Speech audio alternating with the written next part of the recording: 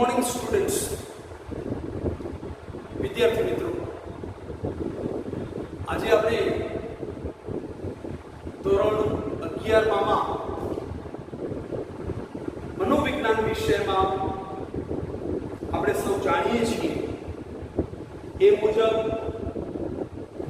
આપણે ત્રીજું ચેપ્ટર જે છે એમાં એકાદ બે પોઈન્ટ્સ હજુ શીખવાના બાકી છે.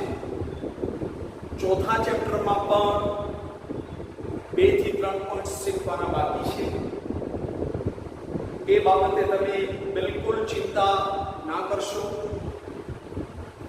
તે મારા ધ્યાનમાં છે જ. પરંતુ અત્યારે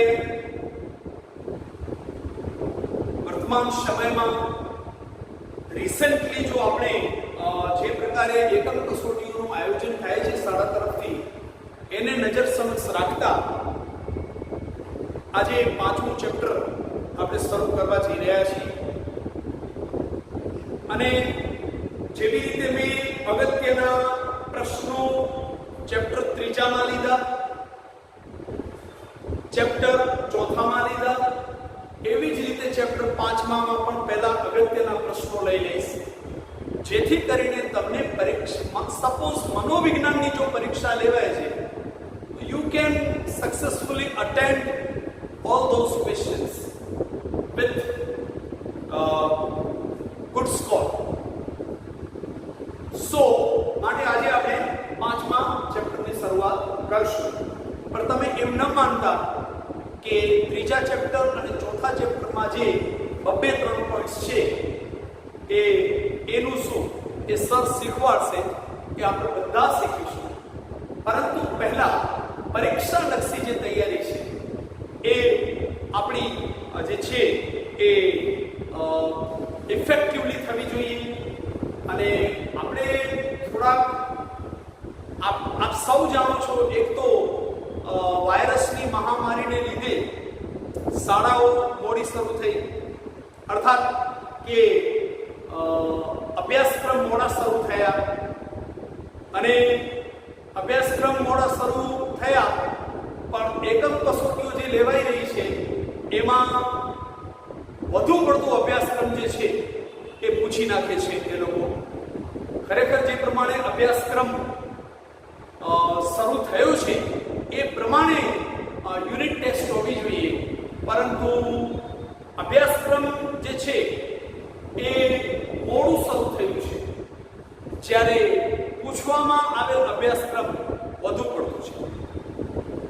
એની હવે આપણે તો એડજસ્ટ કરીશું તો બરાબર. તો આપણે જોઈએ 5મું ચેપ્ટર, બોધાત્મક પ્રક્રિયાઓ. બોધાત્મક પ્રક્રિયાઓને ઇંગ્લિશમાં કોગ્નિટિવ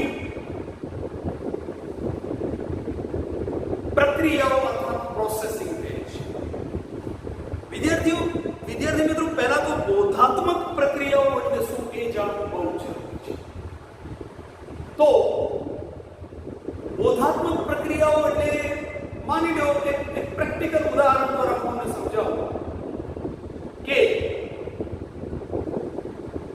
કોઈ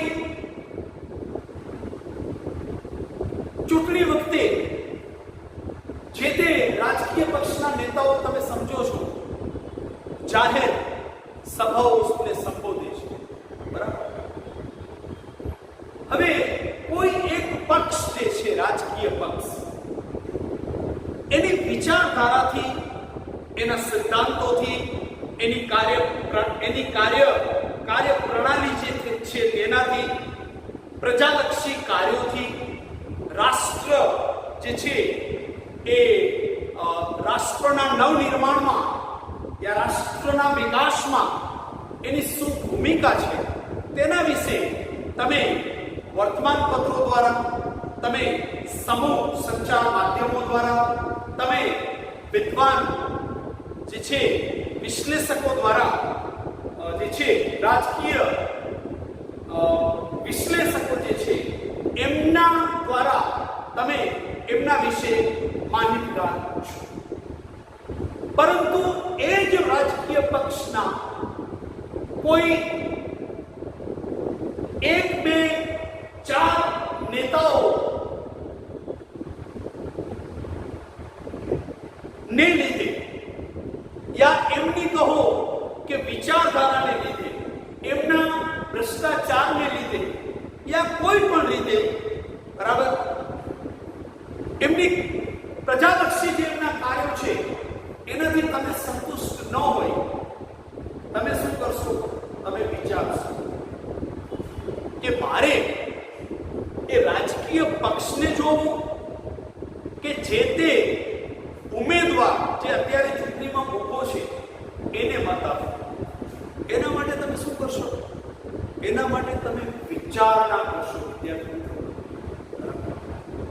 તો એ વિચારણાના અંતે તમે શું કરશો? વિચારણા દરમિયાન તમારી પાસે જે અવેલેબલ માહિતી છે, બરાબર, એની પૂરક માહિતી પણ તમે વિદ્યાર્થી મિત્રો એકત્રિત કરશો. ત્યાર પછી ઓલરેડી તમારી પાસે જે માહિતી યા જાણકારી છે, તદ ઉપરાંત નવીન અને પૂરક માહિતી તથા જાણકારી તમે પ્રાપ્ત કરશો. ત્યાર પછી તે જાણકારીનું તમે વિશ્લેષણ કરશો, યોગ્ય અર્થઘટન કરશો અને અંતે ચોક્કસ કોઈ એક નિર્ણય પર તમે આવશો કે હવે મારે એને મત આપવો કે ના આપવો. બરાબર, તો એ અંતિમ જે મોહર લાગે છે, બરાબર, આઈધર યસ ઓર નો, એ થશે બોધન પ્રક્રિયા. બરાબર, જેમ કે કોઈ સરસ મજાની તમે પંચતંત્રની વાર્તાઓ સાંભળી અને પછી જે કોઈ તમને પ્રશ્ન કરે છે કે વિદ્યાર્થી મિત્રો, તમે ઓલા મગર અને વાંદરાની જે દોસ્તી થાય છે, બરાબર, વાનરસ્ય ચાતુર્યમ કરીને એક સરસ મજાનું સંસ્કૃતમાં એક સ્ટોરી આવતી, એ સ્ટોરી કીધા પછી તમને તમારા સંસ્કૃતના શિક્ષક એમ પૂછે છે કે વિદ્યાર્થી મિત્રો, આ સ્ટોરી દ્વારા યા જે તે વાર્તા દ્વારા, બરાબર, યા જે તે જેને કહીએ ને કે સ્ટોરી દ્વારા તમને શું બોધ મળે છે અને તમે જે બોધ પ્રાપ્ત કરો છો કે આવી રીતે જે છે બોધમાં તમે એમ કહો કે આપણે આ પ્રકારે જે છે એ કોઈના પર આંધળો વિશ્વાસ મૂકી અને દોસ્તી ન કરવી જોઈએ, યા કોઈના પર આંધળો, જેને આપણે બ્લાઇન્ડ ટ્રસ્ટ કહીએ છીએ, એ આંધળો અંધવિશ્વાસ ન મૂકવું જોઈએ. બરાબર, તો વગેરે વગેરે જે પણ તમે અર્થઘટન કરશો એ તમામે તમામ અર્થઘટનો વિદ્યાર્થી મિત્રો એ બોધન કહેવાશે. અત્યારે પણ જે પ્રમાણે COVID-19 ની સ્થિતિ છે, જે હજુ પણ વિશ્વને પોતાની મહામારીની ઝપેટમાં લઈને બેઠું છે, બરાબર, અડફેટમાં લઈને બેઠું છે કે વિશ્વ એમાંથી ન જાણે ક્યારે બહાર આવશે, પરંતુ એના વિશેનું બોધન તો આપણને થઈ ચૂક્યું છે. પરિણામ સ્વરૂપ આપણે હવે તમે જુઓ છો, આપણે માસ્કનો ઉપયોગ કરતા થઈ ગયા, આપણે હેન્ડ સેનિટાઈઝ કરતા થઈ ગયા, આપણે સોશિયલ ડિસ્ટન્સિંગમાં બિલીવ કરતા થઈ ગયા. જોકે હજુ આપણે આપણી ભારતીય પ્રજામાં એને લઈને ઘણી બધી બેદરકારી, એક પ્રકારની જેને કહીએ ને કે બેદરકારી, એક પ્રકારની અજ્ઞાનતા, એક પ્રકારની જે પ્રિકોશન્સ લેવાવી જોઈએ તે લેવાઈ નથી રહી. પરિણામ સ્વરૂપ દિવસો દિવસ એના જે છે એ દર્દીઓમાં પણ વધારો થઈ રહ્યો છે. બરાબર, તો હવે તમને ખ્યાલ આવ્યો હશે વિદ્યાર્થી મિત્રો કે બોધન એટલે શું. બરાબર, વિદ્યાર્થી વિદ્યાર્થી મિત્રો, બોધન વિશેની એટકિન્સન સ્મિથ અને હિલગાર્ડ નામના મનોવૈજ્ઞાનિકોએ બહુ સરળ, સ્પષ્ટ અને સચોટ વ્યાખ્યા આપતા આપણને સમજાવ્યું છે કે બોધન એ માહિતી પ્રક્રિયા, સ્મૃતિ અને પ્રત્યક્ષીકરણ જેવી માનસિક પ્રક્રિયાઓ સાથે જોડાયેલી બાબત છે, જેની મદદથી વ્યક્તિ જ્ઞાન પ્રાપ્ત કરે છે, સમસ્યા ઉકેલે છે અને ભવિષ્યની યોજના બનાવે છે. વિદ્યાર્થી મિત્રો, એ બધા જ મનોવૈજ્ઞાનિકોનું જે તાત્પર્ય છે તે એ છે કે બોધન જે છે એ શું છે? તો બોધન એ માહિતી પ્રક્રિયાકરણ, ઇન્ફોર્મેશન પ્રોસેસિંગ છે. જે માહિતી આપણી પાસે અવેલેબલ છે, બરાબર, યા જે નવીન યા પૂરક માહિતી યા જાણકારી આપણે પ્રાપ્ત કરીએ છીએ, એના ઉપર આપણે શું કરીએ છીએ? એના ઉપર આપણે વિચારણા કરીએ છીએ. એ થશે પ્રોસેસિંગ. બરાબર. ત્યાર પછી સ્મૃતિ. આપણે આપણી જે સ્મૃતિ શક્તિ છે, જેમાં બરાબર અગાઉ ના તમે જે પણ તમારા જે છે અનુભવો યા એ ફિલ્ડ વિશેની જે માહિતી જે છે, બરાબર, જે જાણકારી જે છે એને તમે રિકોલ કરશો. અને પ્રત્યક્ષીકરણ એટલે કે હાલની જે પરિસ્થિતિ છે એના ઉપરનું સમગ્રલક્ષી, સમગ્રતયા, સર્વાંગ સંપૂર્ણ એક પ્રકારનો અભ્યાસ કરશો, એનું મૂલ્યાંકન કરશો. બરાબર.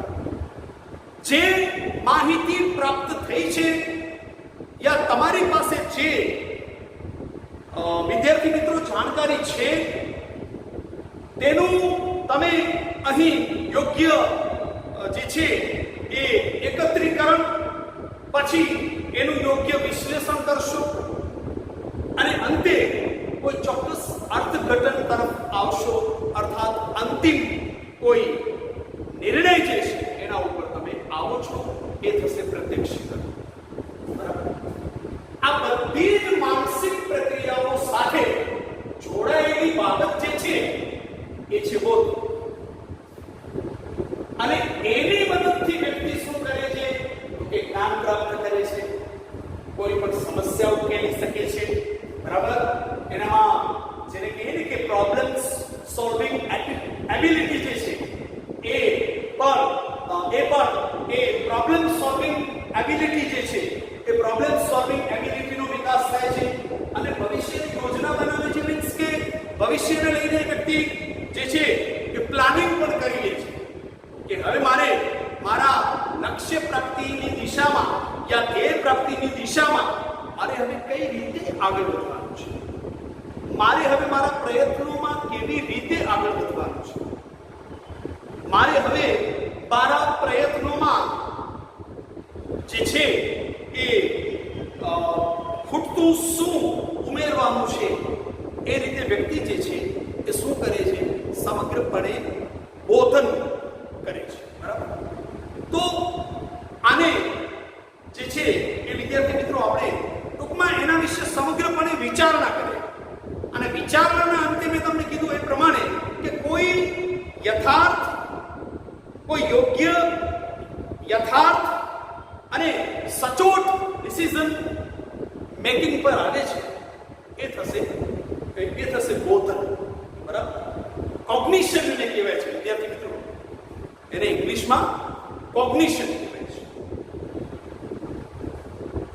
ટૂંકમાં જો કહીએ આપણે તો એમ કહી શકાય, એની સંકલ્પનાને સમજાવવી હોય તો વિદ્યાર્થી મિત્રો આપણે એમ કહી શકીએ કે માહિતીની પ્રાપ્તિ કે જાણકારી જે છે, બરાબર, knowledge as well as information